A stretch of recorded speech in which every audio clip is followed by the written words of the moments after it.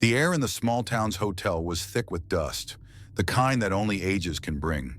The hotel had been standing for decades, its walls echoing with forgotten stories.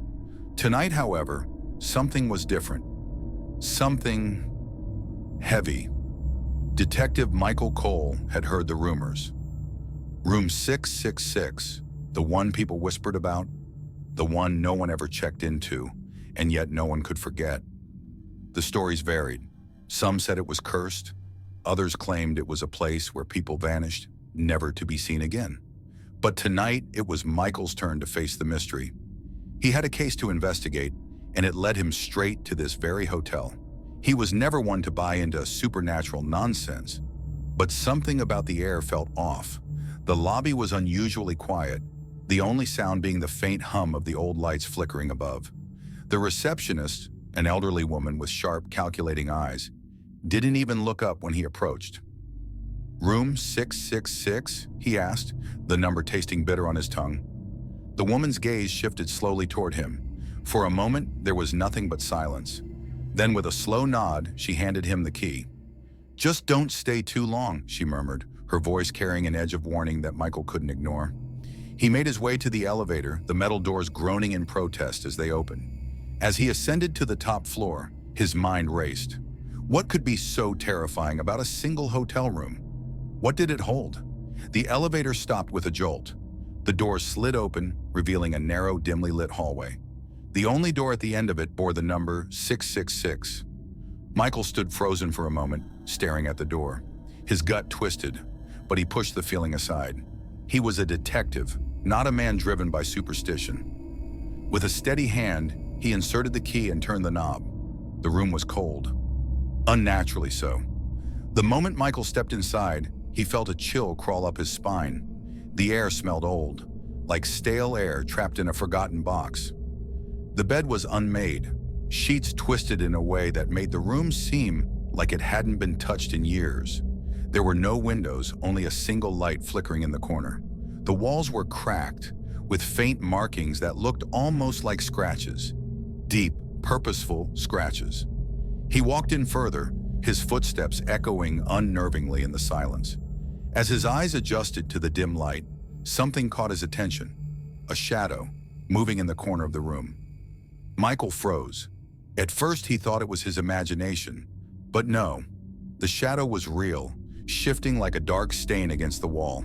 It slithered, and Michael could feel the hairs on the back of his neck stand up. He stepped forward, cautiously, his hand hovering near his holster. "Who's there?" His voice was steady, but the question felt absurd in the quiet room. Then the shadows stopped moving. A low, guttural voice emerged from the dark, sending a chill straight to Michael's bones. "You shouldn't have come here." The voice was not human. It was something else, something older. Michael's heart began to race. He didn't believe in ghosts, but in that moment, he wasn't so sure. The room seemed to close in on him. The temperature dropped further, and suddenly the air was suffocating. He turned to leave, but the door slammed shut with a deafening crash. His pulse quickened. He was trapped. He backed away from the door, his eyes darting around the room. Then, the flickering light overhead blinked out completely. Darkness. Total, oppressive darkness. The whispering started. It was low at first, like the rustling of leaves. But soon the words became clearer. A chant, repeating over and over. "Once you enter, you never leave." His breath caught in his throat. Panic surged through him.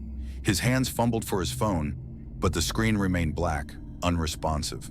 Desperation set in. This couldn't be happening, not to him. A figure appeared in the corner of the room, emerging from the shadows like smoke. Its form was indistinct, a blur of shapes, but Michael could see the outline of a face with hollow eyes staring straight at him. The figure moved closer, its voice now a scream inside his head. "You are mine now." With a rush of adrenaline, Michael charged at the door, throwing his shoulder into it with all his strength. It splintered open, but as he stumbled into the hallway, he realized he hadn't moved an inch from where he'd started. The hallway stretched endlessly before him, the door to room 666 still there, right in front of him. Michael's breath quickened. This was impossible. He had to get out. He had to. "Room 666, a voice said behind him, low and cold. He spun around. The elderly receptionist stood at the end of the hallway, her eyes fixed on him, unblinking. Her smile was unnatural, wide and knowing. "Some doors should never be open," she said, her voice too calm, too hollow. And with that, the hallway seemed to fold in on itself. The wall